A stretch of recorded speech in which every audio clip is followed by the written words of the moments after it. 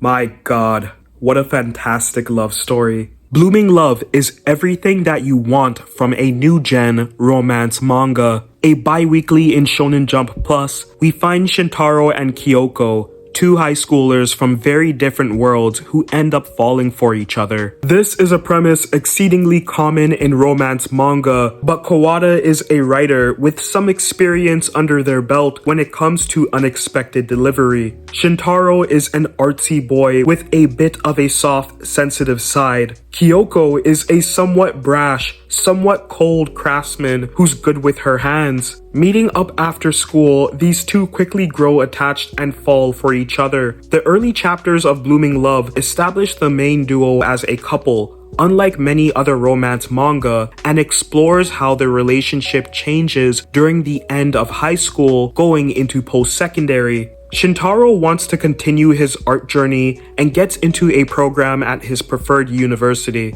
Meanwhile, Kyoko has decided to go into the family business of producing taiko drums, foregoing a secondary education and beginning her career in the trades, while still getting glimpses of the uni student life through her boyfriend's experiences. Within 20 chapters, Kawada establishes Blooming Love as a mature, realistic romance that differs from many of its peers without having to go down a sensual, seductive fan service route. This manga is very sweet and wholesome, but key scenes such as Kyoko being self-conscious of touching Shintaro because of her calloused hands, or Shintaro overcoming his meekness in order to play recreational baseball with his bae's alpha grandfather and his friends, shows that the mangaka isn't really shy with tackling conventional relationship tropes and gender norms. Subtle attempts to escalate the main couple's relationship are often attempted. Because Kyoko has her driver's license,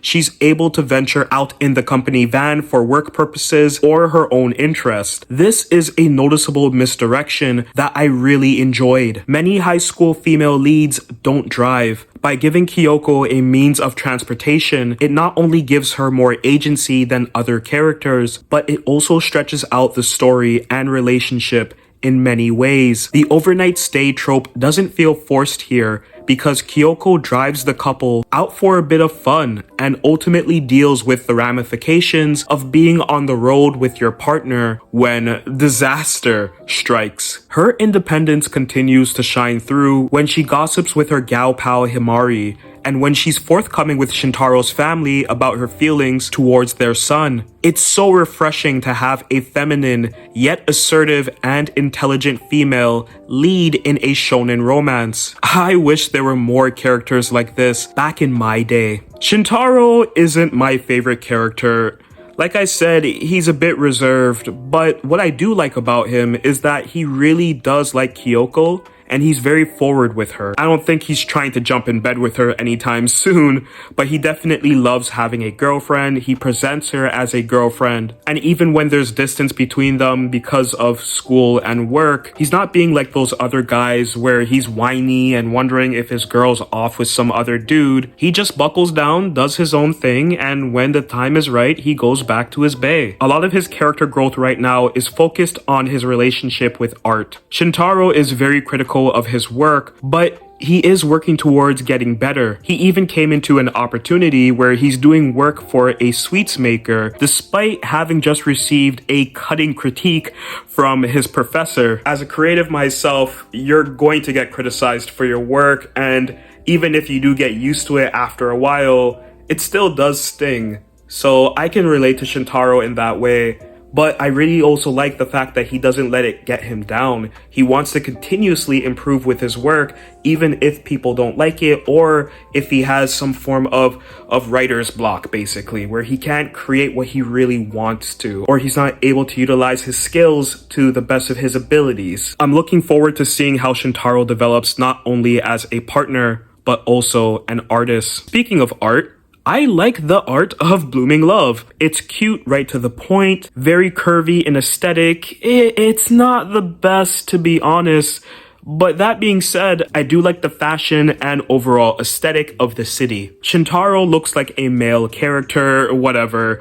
But Kyoko is a beautiful blonde that radiates dark energy. At times, she has a very masculine look.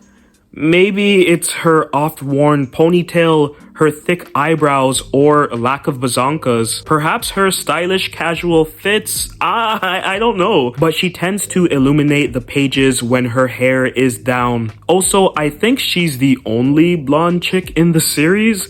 I could be wrong on that, but she's definitely the only blonde long hair predominantly shown, which goes a long way when establishing a best girl. I want to close off this video by personally attacking the shoujo community.